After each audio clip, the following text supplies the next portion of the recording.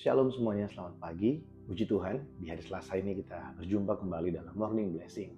Keluargaku dimanapun berada, Yohanes pasal yang pertama ayat yang ke-14, di sana dikatakan firman itu telah menjadi manusia dan diam di antara kita.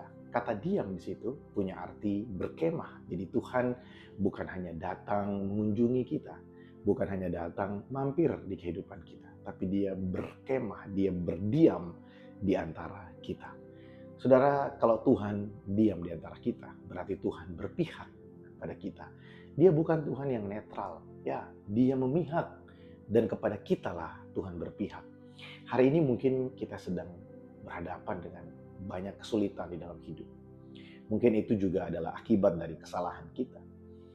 Tanpa membuat kita merasa benar saat kita melakukan kesalahan. Tapi kita harus mengerti begini.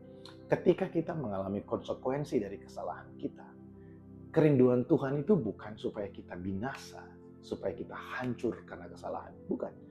Tapi Tuhan ada di pihak kita dengan cara Tuhan mau supaya melalui kesalahan yang kita buat. Setelah kita mengalami pendisiplinan dari Tuhan, pendisiplinannya itu bertujuan supaya kita menjadi lebih baik. Supaya kita mengerti apa yang salah dan kita akhirnya melakukan apa yang benar. Bukan malah sebaliknya, kita tenggelam di dalam kesalahan dan terus-menerus melakukan hal yang sama. Tuhan berpihak kepada kita. Sekalipun mungkin keadaan kita mengalami tahun ini mungkin. Ada peristiwa-peristiwa yang sulit untuk kita jelaskan. Sulit untuk kita jelaskan kenapa hal itu terjadi, kenapa ini boleh berlaku dalam hidup kita. Tapi kita tahu bahwa Allah berpihak pada kita. Allah berdiam di tengah-tengah kita. Kita mungkin tidak dapat menghalangi bencana atau hal-hal buruk yang akan terjadi dalam hidup kita. Kenapa? Karena memang kita tinggal di dalam dunia yang sudah jatuh dalam dosa dan kita juga punya banyak kelemahan. Teman-teman kita, keluarga kita, ya orang-orang yang paling dekat dengan kita juga punya banyak kelemahan. Kita nggak bisa menghalangi hal-hal yang buruk terjadi dalam hidup kita.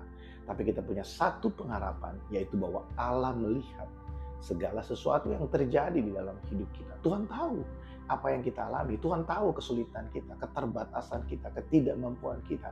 Tuhan tahu. Dan Tuhan mau supaya kita melihat bahwa Allah itu ada di pihak kita. Saya senang sekali karena ada satu kebenaran yang luar biasa dalam Matius pasal yang kedua. Ketika ada peristiwa para bayi yang berusia di bawah 2 tahun dibunuh oleh Herodes. Dan ada satu bayi yang lolos, yaitu bayi Yesus Kristus. Namun bayi yang lolos ini 33,5 tahun kemudian juga mengalami kematian dengan cara yang sama. Dia dibunuh oleh orang-orang yang membenci dia, orang-orang yang penuh dengan keangkuhan. Dan kematiannya di kayu salib, kematian Yesus di kayu salib menjadi bukti bagi kita, menjadi lebih dari sekedar penjelasan bagi kita bahwa Allah ada bersama dengan kita. Coba saudara renungkan, dia hidup, dia lolos dari pembunuhan bayi. Tapi kehidupannya, dia memilih para murid hidup bersama dengan dia. Dia dicurigai, hendak dibunuh. Dia dikhianati, dia ditinggalkan orang-orang yang bahkan berjanji akan setia kepadanya. Dia hidup selama 33,5 tahun untuk menghadapi segala sesuatu yang harus dihadapi oleh manusia. Bahkan yang paling ditakuti oleh manusia dihadapi. Apa itu? Kematian. Ya, Yesus menghadapi kematian supaya kita hari ini yang percaya kepadanya, kita punya pengharapan. Sekalipun kita harus berhadapan dengan maut, kita tahu kemana kita akan pergi. Keluargaku dimanapun berada, bukankah itu menjadi satu pengharapan yang teguh bagi kita? Pengharapan yang membahagiakan bagi kita. Karena kita tahu Yesus ada bersama-sama dengan kita. Rasul Paulus menulis satu kalimat yang sangat baik.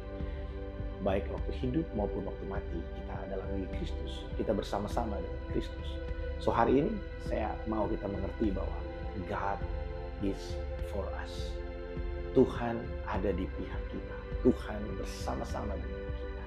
Dan biarlah kita di perayaan Natal ini semakin teguh di dalam iman, semakin teguh dalam pengharapan kita di dalam Dia.